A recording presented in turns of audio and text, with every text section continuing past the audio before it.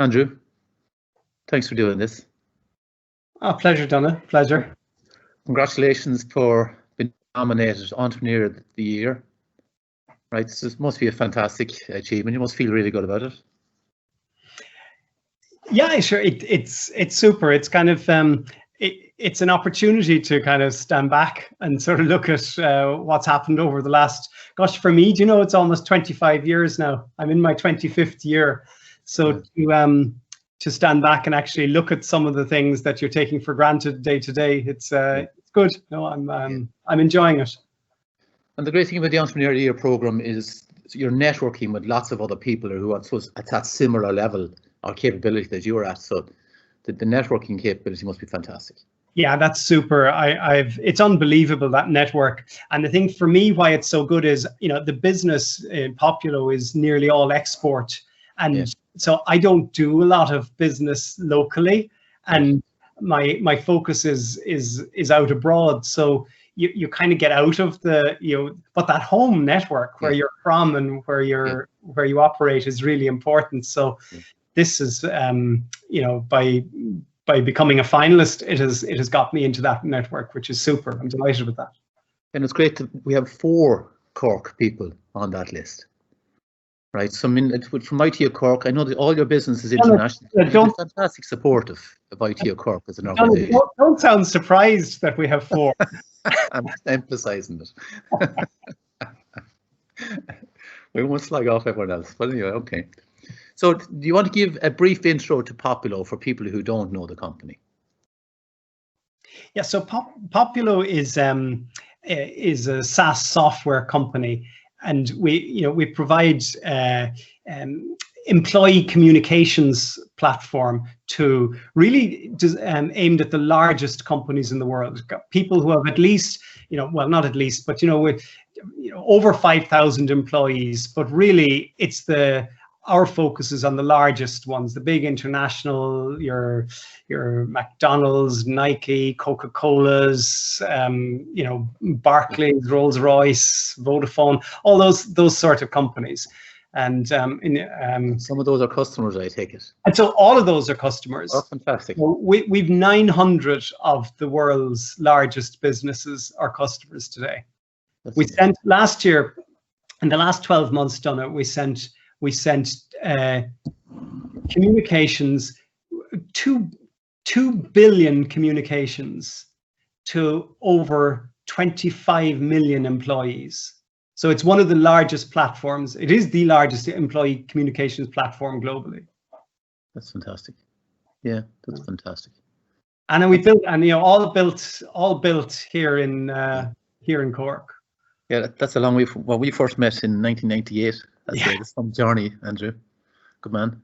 Good man. It is. Yeah, it was only after you had asked me to do the interview, and I kind of thought back that in a forerunner, like I've had a couple of pivots. I had eSearch to Newsweaver and Newsweaver to Poppulo, but that eSearch, your business actually helped build me. Helped build me the websites and that for the eSearch business years ago. Yeah, sure. My old business colleague Sean Griffin has been with you a long time as well. Yeah, still our CTO. Yeah. That's great stuff. So your background, a little bit of your backstory. I know it well, right? So a little bit of your backstory and how you got started and how you feel. Do you regard yourself as an entrepreneur, or how do you feel about that term? It's not a term I was ever really very familiar with, and I suppose I became to realize that I was, but I suppose what happened was I grew up in a family business. So being in business and running a business, I watched my dad do it every day. So that was normal for me. Yeah. And I did work in that business, but it was textiles, and it closed back in 1988, just after I joined. And I stayed. Donagh, can you still hear me? Yes, perfectly. Yeah. Okay, your screen is frozen here for me. So when it closed, I moved right away from business, and I was actually a software engineer, and I did that for about 8 years. But the bit was, I suppose the important thing for me was I loved business. I was always talking about businesses, and, you know, we'd be in the pub chatting, and I'd be saying, God, you know, there could be a business in that, you know, if you did this and did that. And finally, it was really a matter of deciding I just wanted to get off the bar stool and do something, and just try, really just to get it out of my system, you know, because I said, I've got to give this a crack. You know, I didn't have any massive vision or anything like that. I just wanted to give it a crack and see how I'd fare. And I did that. It was just around the time I was getting married, actually. I was really lucky that my wife, Trish, as we got married, we came home from honeymoon, and man for a couple of years as I started out. Very good. So I got that opportunity. So it was great. I still haven't got it out of my system, though. Yeah. No. Okay. So if you're always talking about business, right? So talk about some of the, maybe you don't have to mention people by name, or if you wish, or characteristics of the people, the role models, the entrepreneurs that you admire. Yeah.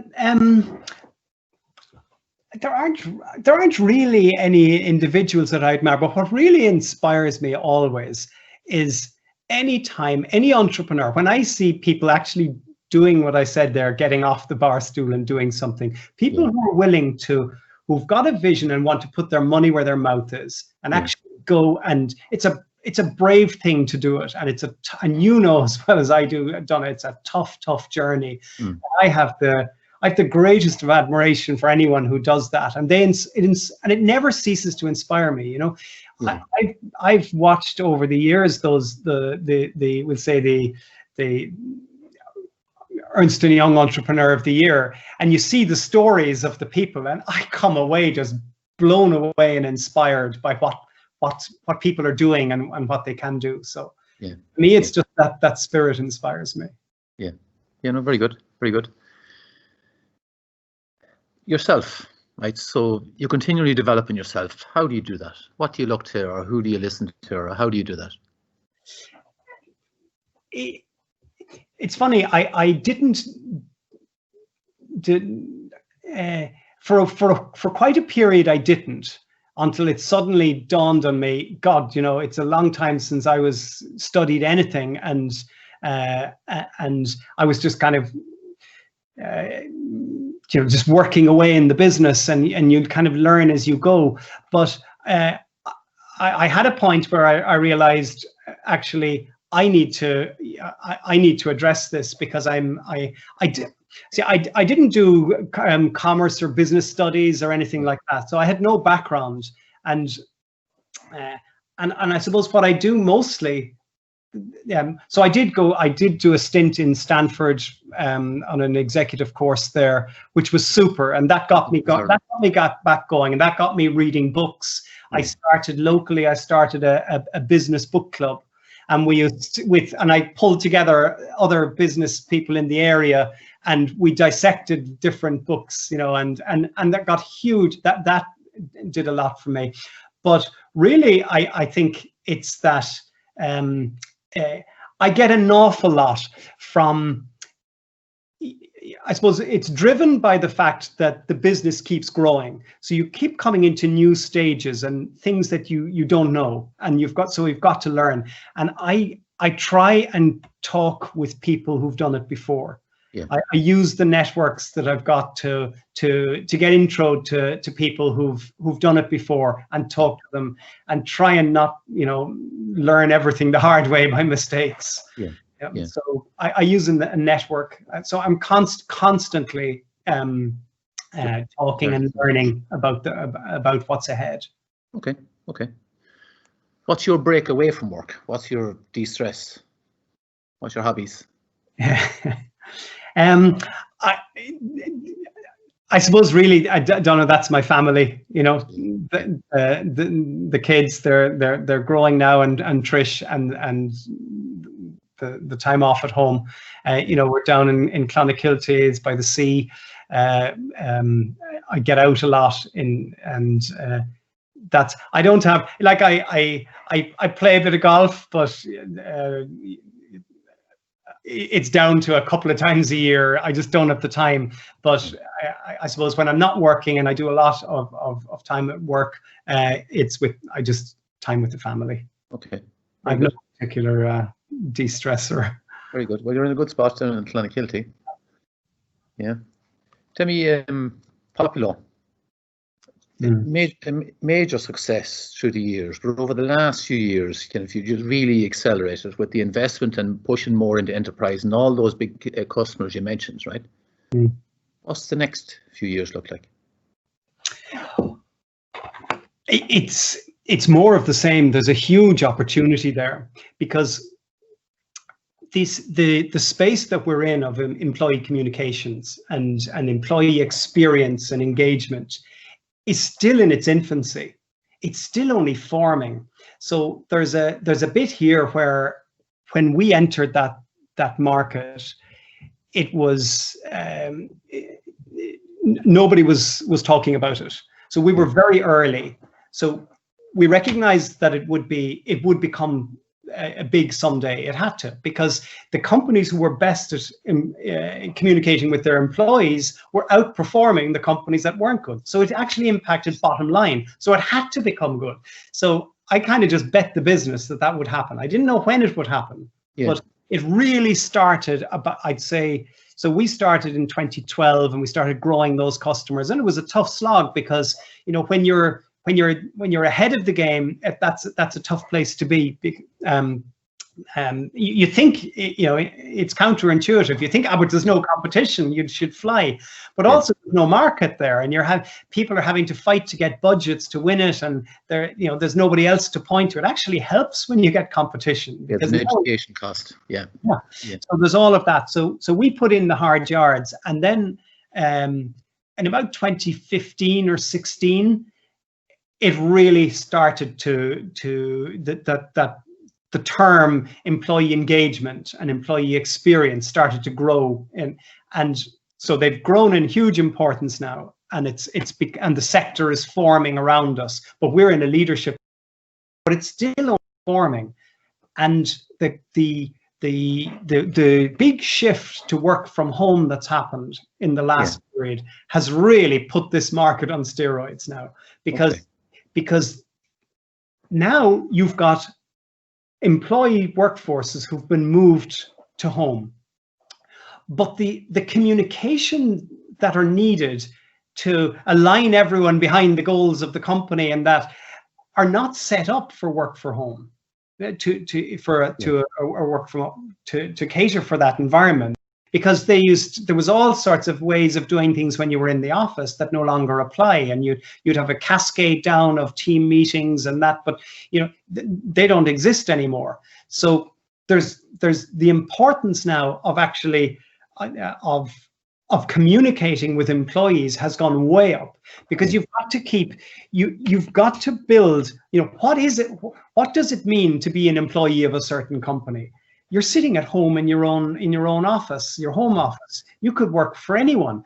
So actually, if you want to establish the culture of your business and retain those employees and have them really aligned, you have to seriously up your comms. So there's a huge shift now. So we caught a wave that was going, and we're in a good position. But now that's going to really grow. So I'm just, I'm on the wave, Donagh, and I'm going to ride it to the beach. Yeah, good man. Good man. Good man. So Thursday night, tomorrow night, you're putting on your black tie and you're going to be sitting behind your camera. Is that the scenario? That's the scenario, yeah. So for that is, as I said, I look at the other stories of the other finalists. And boy, it's fantastic businesses. It just fills me full of kind of hope, really, for the future for this country, that year after year that the finalists of that standard can emerge.